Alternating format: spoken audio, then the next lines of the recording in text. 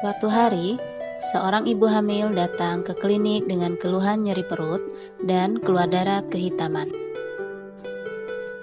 Setelah dilakukan pemeriksaan, ternyata si ibu mengalami solusio plasenta. Apa sih solusio plasenta itu? Yuk, kita simak penjelasan berikut ini. Solusio plasenta adalah lepasnya plasenta dari tempat implantasinya pada korpus uteri sebelum bayi lahir. Klasifikasi solusio plasenta adalah sebagai berikut. Pertama, solusio plasenta parsialis, yaitu bila hanya sebagian saja plasenta terlepas dari tempat perlengketannya.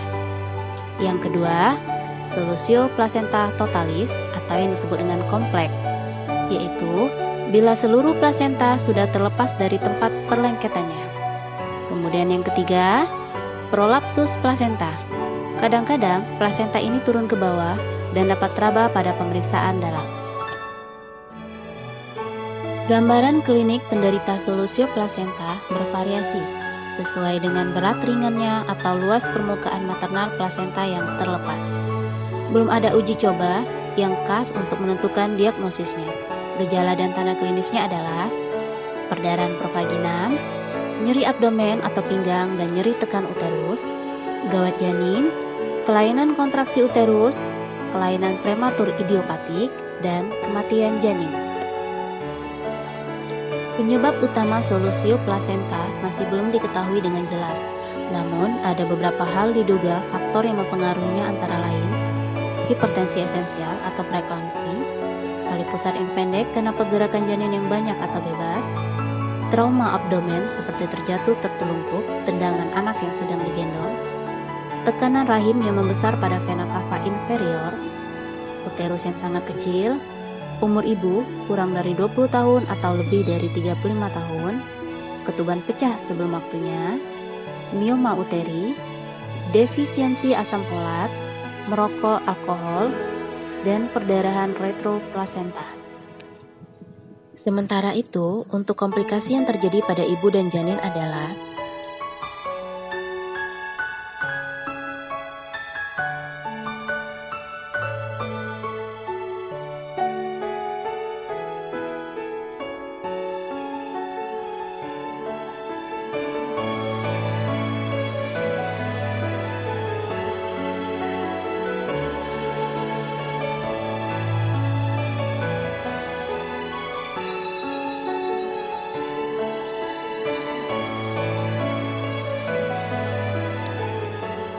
penata laksanaan solusio plasenta, yaitu 1. Lakukan uji pembekuan darah. Kegagalan terbentuknya bekuan darah setelah 7 menit atau terbentuknya bekuan darah lunak yang mudah terpecah menunjukkan adanya koagulopati.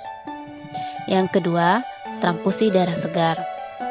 Yang ketiga, jika terjadi pendarahan hebat, nyata atau tersembunyi, lakukan persalinan segera.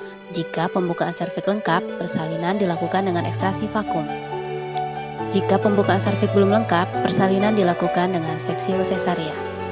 Catatan, pada setiap kasus solusio plasenta, waspadalah terhadap kemungkinan terjadinya pendarahan pasca persalinan. Penata laksanaan yang keempat adalah jika pendarahan ringan atau sedang, di mana ibu tidak berada dalam bahaya, tindakan bergantung pada denyut jantung janin atau disebut dengan DJJ. DJJ normal atau tidak terdengar, pecahkan ketuban dengan koher. Jika kontraksi jelek, perbaiki dengan pemberian oksitosin. Jika serviks kenyal, tebal, dan tertutup, lakukan seksio sesaria.